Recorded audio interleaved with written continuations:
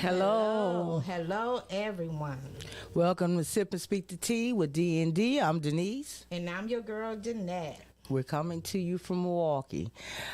What flavor tea we have today, Danette? Well, today we are going to try hibiscus. Hibiscus.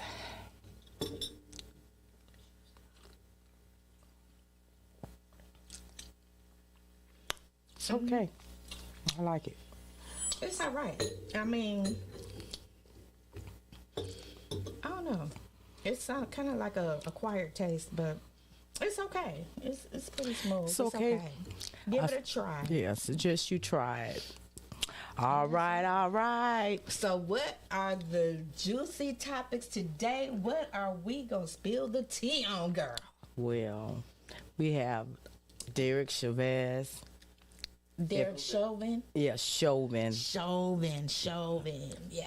I murked that up, didn't I? That name.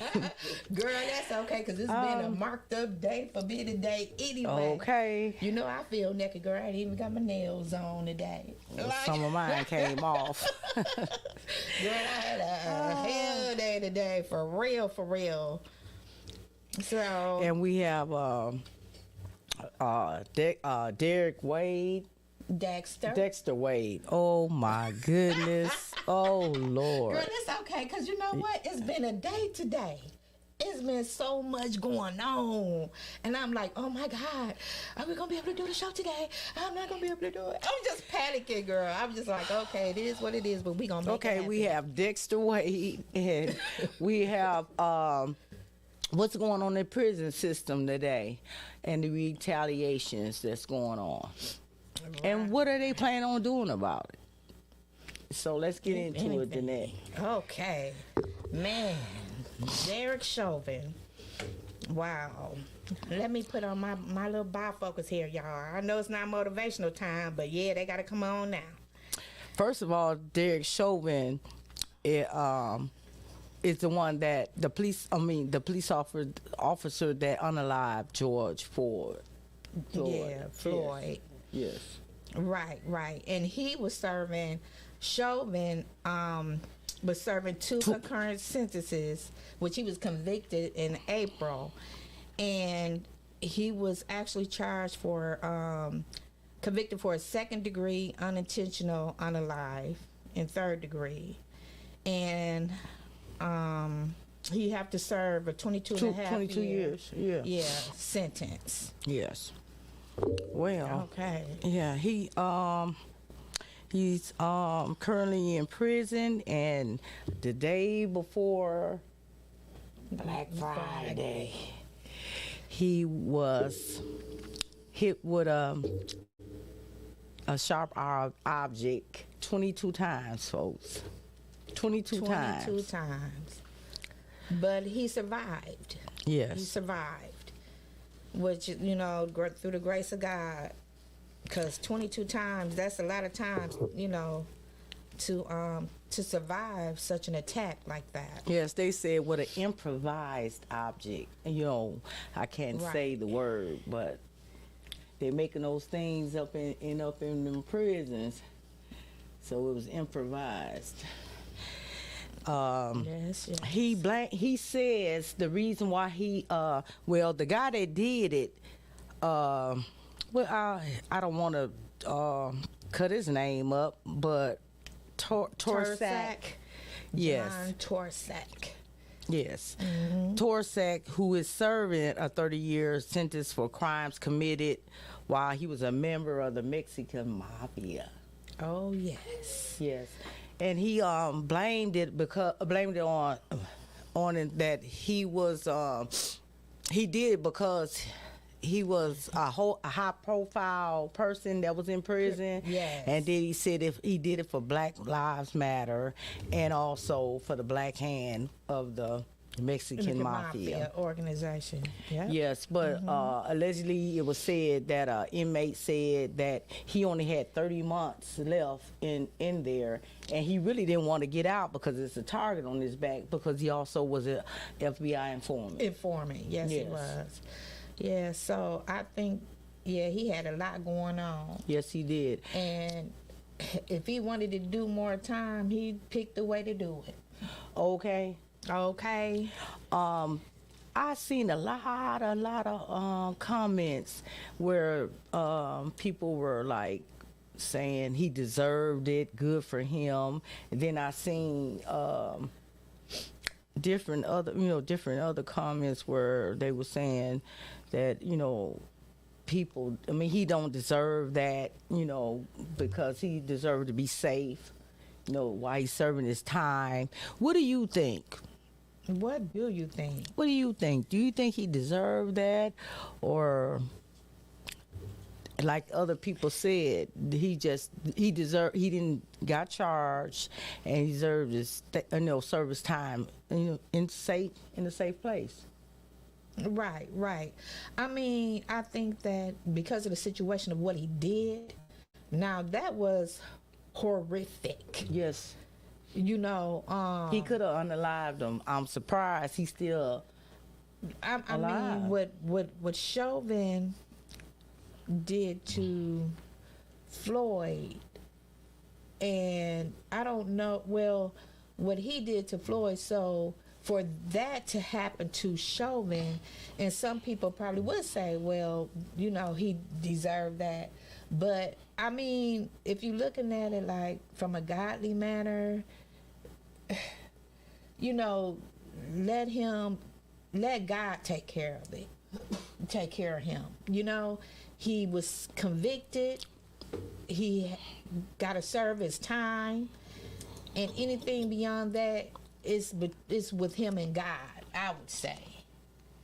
I don't know if I would want to say that. It's kind of hard, too, because if it's your loved one, you get them feelings. You know what I'm saying? I mean, if that was someone's son, that he unalive, that was someone's maybe brother, uncle, you know what I mean? That was a loved one. So people, I'm quite sure family members feel like, well, yeah, he got what he deserved. He got what he deserved. But I don't know. All in all, he survived it. So I guess now they will try to keep him. I don't know how they do that in prison. Try to keep him safe, or what do they do with him? I don't know. Separate them? They can't separate them, can they? No, I don't think so. Probably can put them in solitary confinement. Oh. Which I heard that's not good. It mess with your mental. Oh, wow. Well, I guess he messed up all I really the way don't around. know. I was wondering that I haven't been in the prison system, but I've been in jail for 2 weeks, so that don't count. I don't know.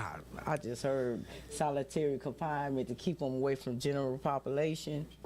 Oh, maybe okay. to keep them safe for a while. So I don't know. What is that? Is that like he's still in like a nice size, like in a regular room that he normally be in, but he just by himself, like he can't never go out, like what they call that, like it's like a paddle where everybody get together and general population.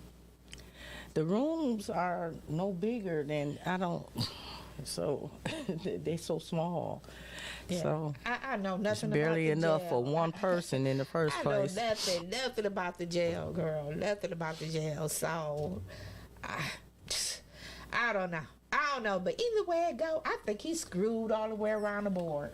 Oh yeah. Because I think he gonna go mental if he goes solitaire, or I think somebody gonna get that if he go outside. Well, he was charged a week after. He was charged right away for attempted murder. Attempted unaliving him. Right. Right. Okay. So. Wow. Well, I don't know. He's just gonna have to watch his back when he get back. He's gonna have to be careful from here on out. Oh yes. So. Yeah. So please, you guys, don't forget to like, share, subscribe with Sip and Speak the Tea with D&D. And folks, we almost at 1,000 subscribers. Please hit that like and subscribe button. Yeah, y'all. Come on, people. Please hit that like and subscribe button. Come on. so we can bring you better content. Right. Man, we gotta hear from you folks out there. And also calling with our number we have, the 414-215-0729. Join in on the conversation. You're welcome. Yes. Okay. All right. So let's get into that Dexter Wade. Oh my goodness. 37-year-old. Oh, this story really hit me hard. It really hit me hard, Danette. I know it did. This young man was 37 years old. Mm-hmm. It was allegedly said that he was dealing with schizophrenia and bipolar. Mm-hmm. Yeah. And by the way, everything we say is only for educational and entertainment purposes only. Yes, and all alleged. And this is information that you can also go in and research for yourself. Yes. Well, actually, he wasn't the only one that was. He came up missing on March 5th. Him and his mom just had a little dispute about a window or something, a broken window. And he walked away and supposed to went with his friend to his friend's house, but he never made it. No, never made it. He was crossing the Interstate 55 on foot, and off-duty police officer that was in a SUV police car hit him, struck him, and unalived him.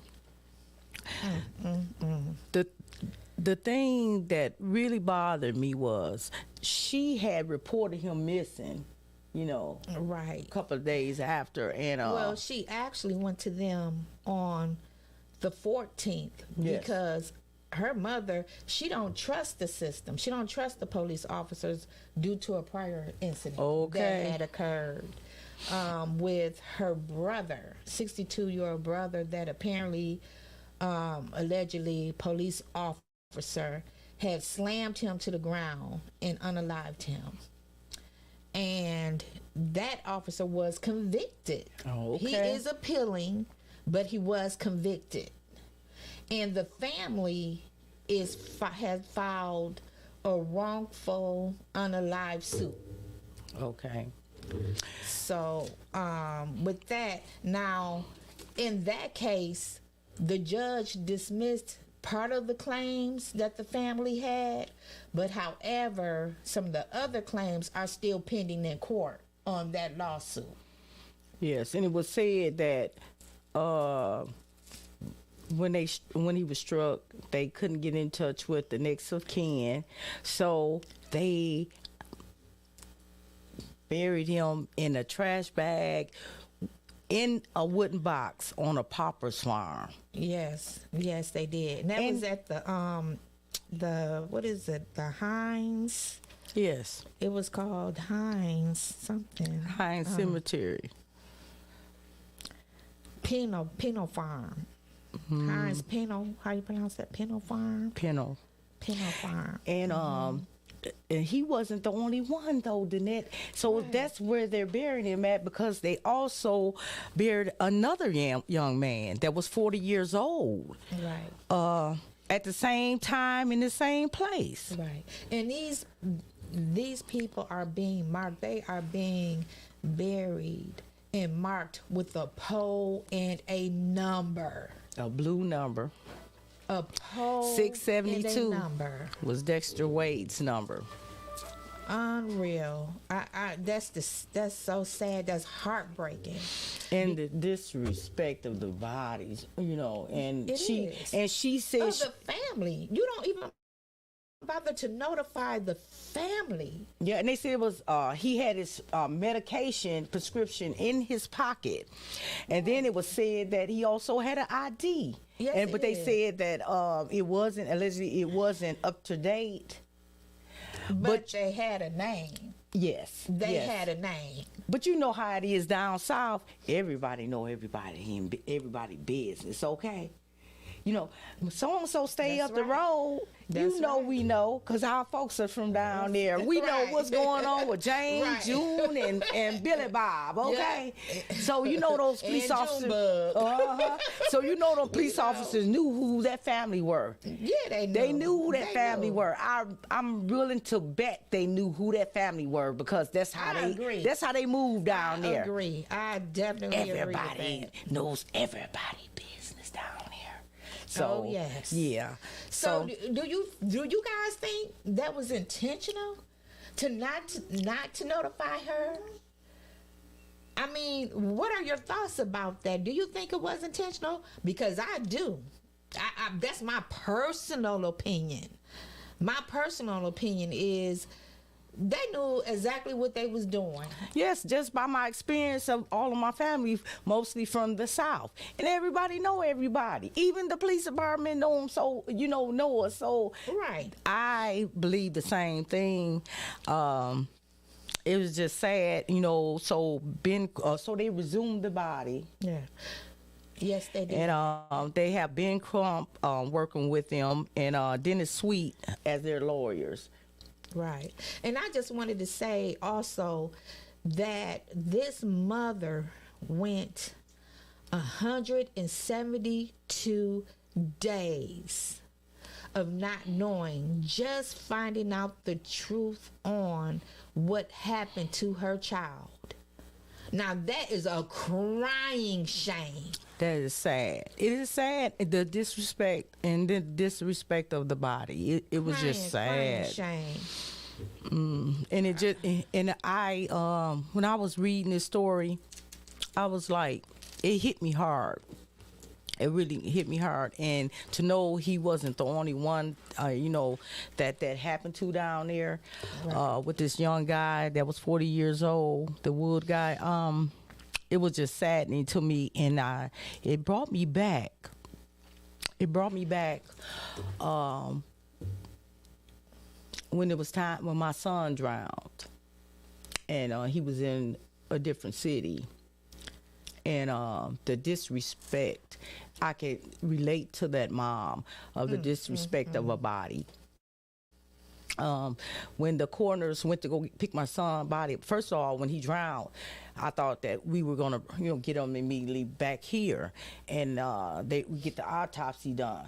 Right. But they said he was unalive here, so we have control of his body. So we're gonna do an autopsy first.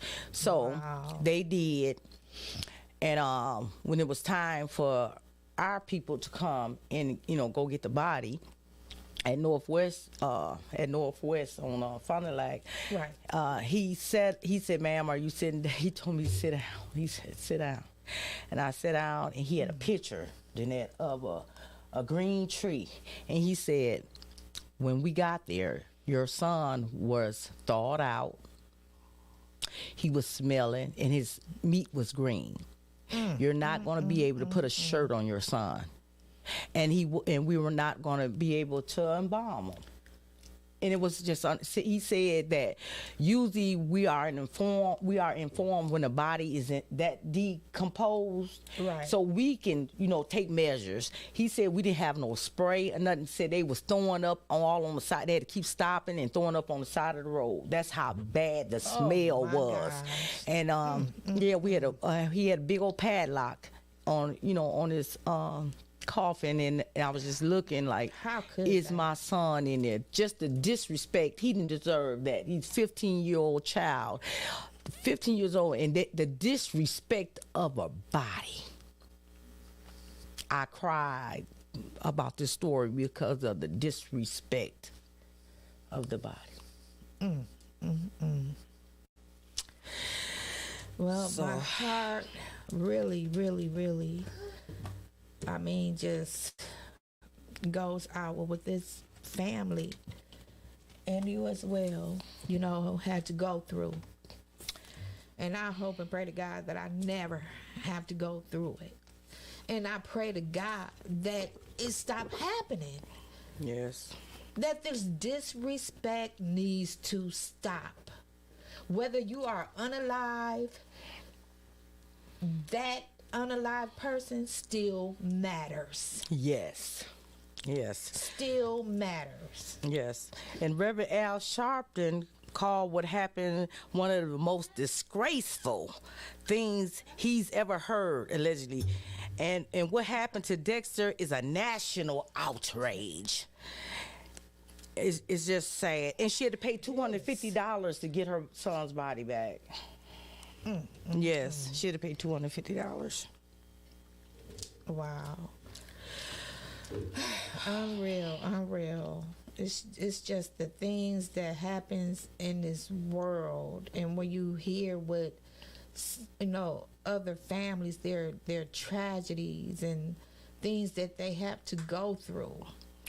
And she filed a missing person report on March 14th, and Right. she will call every 2 weeks Right. to check to see have they found her son. So they knew there was somebody missing. Come on now, you can't tell me they didn't know. They been on that because they already had his name. They already had the prescription bottle, the medication bottle, the ID. So when she came to you, and then they're trying to say that they was trying to contact her, And they said and she that was like, no,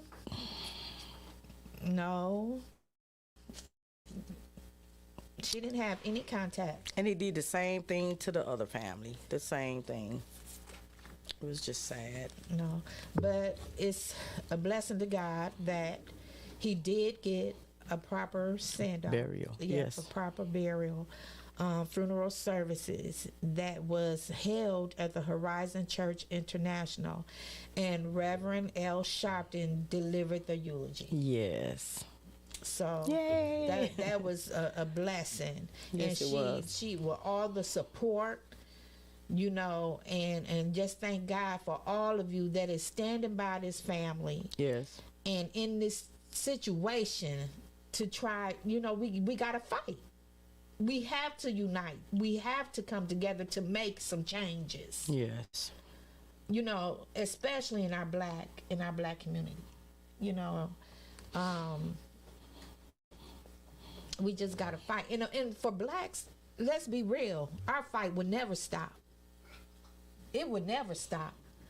It never has. It hasn't, and it won't. And it won't. But we have to start uniting, stop fighting against one another. We have to come together to make positive changes and to make things better for our children, the next generations to come. Yes. Have to do that. Okay. Well, if you have anything else to add, and if you don't, we can go to the next topic, which is the crisis that's going on in Wisconsin prisons. Oh my goodness. The inmates are filing lawsuits. Yes, girl, they had enough. They're fighting for their rights. They feel that their rights have been violated. Yes, they are alleging that current conditions amount to cruel and unusual punishment, allegedly. Yes. I know that they had been having meetings, and there was a question that was asked by Supervisor Peter Burgess. And he asked, where do we need to be for a correctional officer pay to properly staff our jails so people stop becoming unalive? Now, he asked that question to Aaron Dotson, that was the spokesperson for the officers, and I guess he's an officer himself. And he actually stated that if they don't get to $33 an hour, that things will go worse off than they are now. So They're saying the conditions are deplorable in there. Right. The building is crumbling, and Oh, and they have been locked down since March. Waupun been locked down since March. Green Bay has been locked down since June. Oh, but Waupun then had it the most, where these allegedly they are actually trying to they're not getting any outside activities. No, they're not. You know, showers. They're saying though that they don't have enough officers. Yes, a shortage of officers and shortage of budget. Struggling. Yeah, A but budget. Where's Because all that money going? This is a $1 billion business. And I could have sworn that they was getting fundings. I mean, where's $1 billion all this business, money folks. going to? Where's the money? Is they just taking the money out and not reinvesting in it? Which one of y'all pockets up there Where's are really full? okay, taking the money out Somebody got some and not full reinvesting. pockets. Them pants is sagging for real. Okay, $1 billion Sagging business, down to the knees. and you have a telling you. budget shortage. Are you just taking and not putting back in? What's going on? Where's the money at? What's going on? Where's the money? And I'm gonna tell you something though too. Why isn't these officers already making $33 an hour with the job they have to do? Because I'm gonna tell you something. Firefighters, police officers, and teachers, besides doctors, they should be getting paid damn good. Oh, correct. With the job that they have. And what they have to deal with. Just imagine all these personalities you have to deal with. Oh, my goodness. It makes no sense to me. I never understood.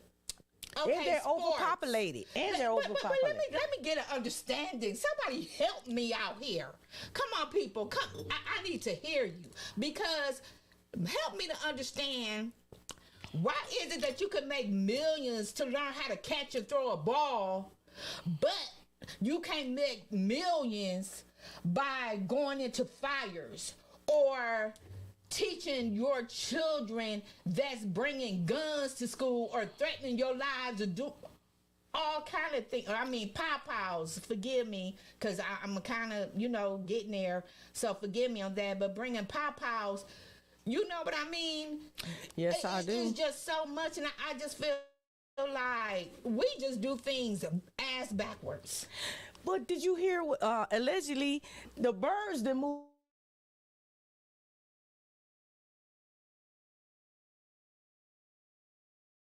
the ice bags to keep them cool during the summer.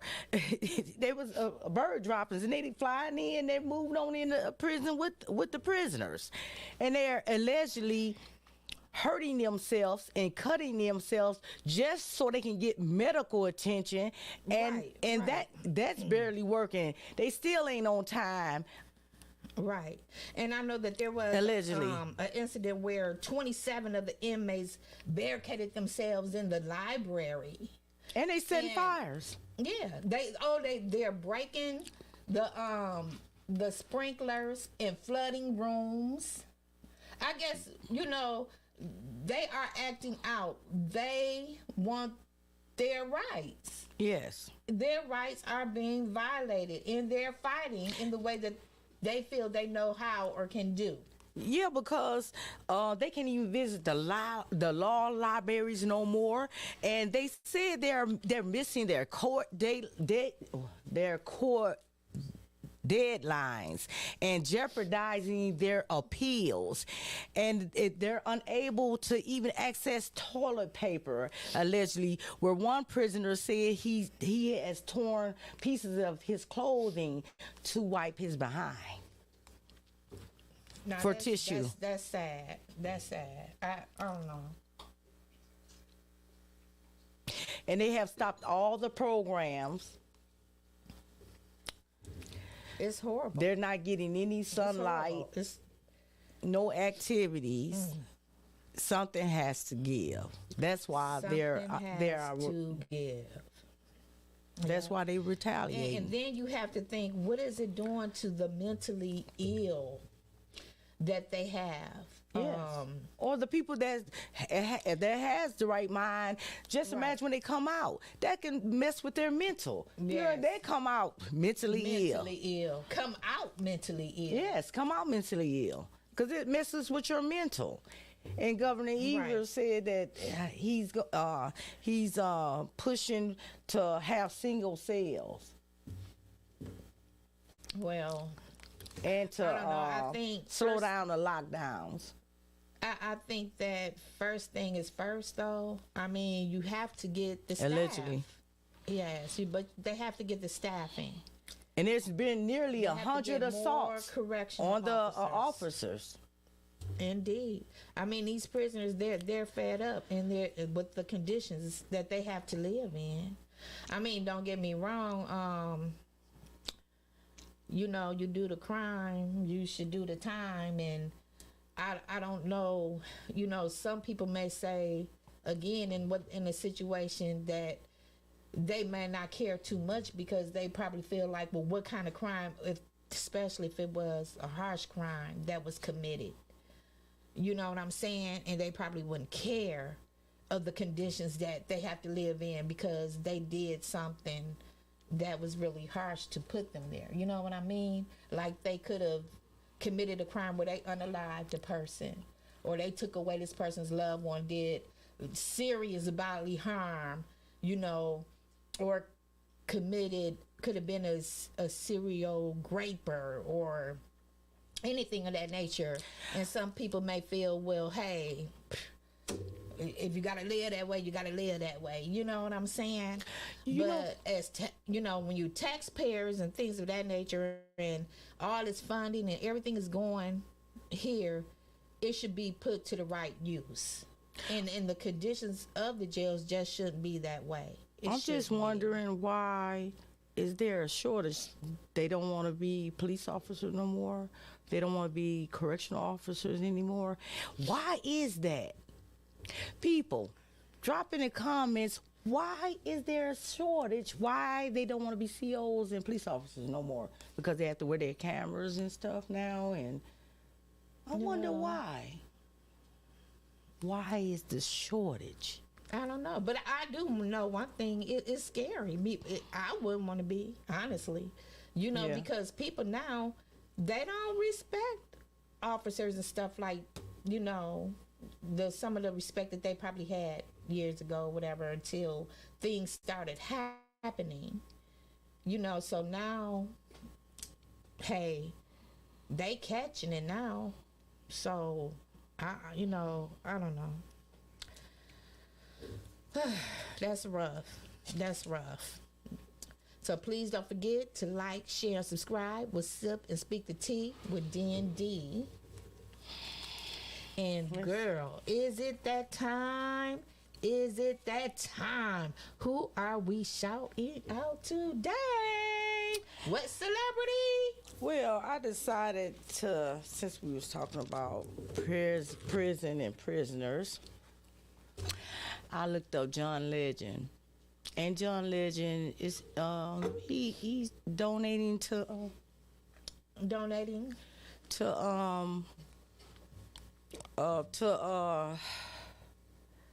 the education system and the justice system and the prisons. So.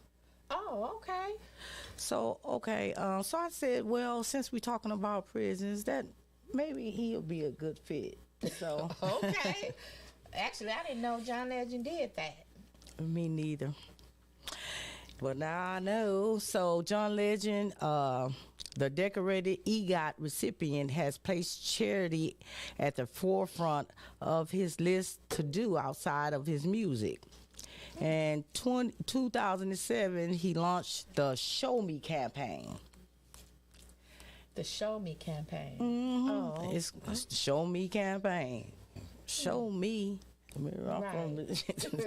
I say that too. Show me. I'm from Show Me State. Anyway, aimed at providing children with access to quality education and combating systemic issues in our criminal justice system, and that is disproportionately impact that has impacted the poor, minorities, and the disadvantaged. In 2014, Legend expanded his efforts with LRNG Innovators, which helps empower teachers to redesign learning in ways that ensure students are better equipped to succeed. And most recently, Legend started Free America. Free Tyrone. I never heard of that song. Free Tyrone. You said Free Tyrone? Yes. Oh, okay. But free him. Don't call him. Well, do you have to call him to free him? Well, no. Okay. Just saying. A multi-year culture change campaign focused on ending mass incarceration. You know, mass incarceration where they have all these, you know, they're overpopulated everywhere. And, you know, there's a lot of people in there for these small crimes. So what do you think? What do you think? Should people with small crimes, maybe like marijuana, that is legal in a lot of other states, you know, should get pushed out? And well, small I think other crimes. it depends. You know, don't it depends though too, like the quantity and stuff like that. They're overpopulated. He said he's pushing for the ending this mass incarceration. Well, you go ahead, brother. You go right on To you, ahead. our king, we salute you. Yes, we do. And by the way, I have a book I wrote. It's called The Untold Story, The One That Got Away. The Untold Story, The One That Got Away. I got away from a serial killer. I wrote the book for the mothers and the children that lost their mom. It's a good read. I hope you support and purchase. It's you can get it basically anywhere at Walmart, Bigger Books, Barnes and Nobles, and Amazon. Please support. Please support. Y'all want to read this book, and then y'all gonna be asking her, when is part 2 coming out? When you gonna write another one? When you gonna write another one, girl? When you gonna write another one? I don't know. When is it coming? One of the grandchildren's of the one here unalive contacted me, and she said she was proud that I wrote the book. She was glad, I wrote the book. That made me feel good. So yeah, indeed. Y'all should really get into this story, her story, Denise's story, and know more about, looking up and knowing more about that serial killer here in Milwaukee, Wisconsin. He was actually unaliving women around the time of Jeffrey Dahmer. yes, And it wasn't spoke of. It's not out there, and it's like, why? Why? Because just as much as Jeffrey Dahmer is being spoke of and everything, with him, it should be the same with the North Side Strangler. That was and the what it was women, called, right? the North women really didn't get their justice, and neither did I. But I'm willing. That's why I wrote the book, and maybe I can help others. And Yeah. I don't know. Yeah, so hopefully we can get some exposure. Yes. We want to get this story out, get it exposed, and get it up there, right along with Jeffrey Dahmer. Because, like I said, the people that he unalived was just as important. Not just as important, they all are important. All lives matter. All lives matter. And this was like really swept under the rug. And also, our platform, me and Danette, want to make it safe for anyone who has, been through some things, and we want to make it a safe place for them to talk about it. So, if you are a survivor, you're welcome to come on the show and talk about it. Yes. It does help. Share your story. And share your story, because you can help others. And that is so true. And it's, therapeutic. Indeed it is. Very therapeutic, to talk about it. So we're here for you. Yes. You don't have to be afraid. You don't have to feel ashamed. Any of it. Because I'm telling you, I've been through a heck of a lot. We're both survivors. Yes, we both have been through it. Been through a lot. A lot. So I'm quite sure what we haven't been through, we definitely have heard about already. So, you're not alone. You're not alone. We're here to support you. That you are. Okay. Now it's time for our motivational poem. Motivate us. Yeah, motivation. We got to make a song about motivation. All right. This is called A New Beginning. How often we wish for another chance to have a fresh beginning, a chance to blot out our mistakes and change failure into winning. It does not take a new year to make a brand new start. It only takes the deep desire to try with all your heart, to live a little better and always be forgiving, to add a little sunshine to the world in which we are living. So never give up in despair and think that you are through, for there's always a tomorrow and a chance to start anew. Oh, very, very powerful. Never give up. Right. Never. And we want to live a little better and be more forgiving. Yes. And bring a little more sunshine. We can bring sunshine on those gloomy days. Right? I think we can. Try to make a smile instead of a frown, even though we may feel like frowning, but let's just smile. We have to keep on going, because the world's going to keep on going. It's going to pass you on by. So that's right. Indeed. But, hopefully things, as we progress and continue on in life, things eventually, get a little better and a little better and a little better. And we'll start seeing some more positive changes. Yes. But we have to unite. We have to come together. We have to work together to make things happen, to make a difference. Yes. Okay? That's it. Please be a blessing so that you too shall be blessed. All right. Goodbye.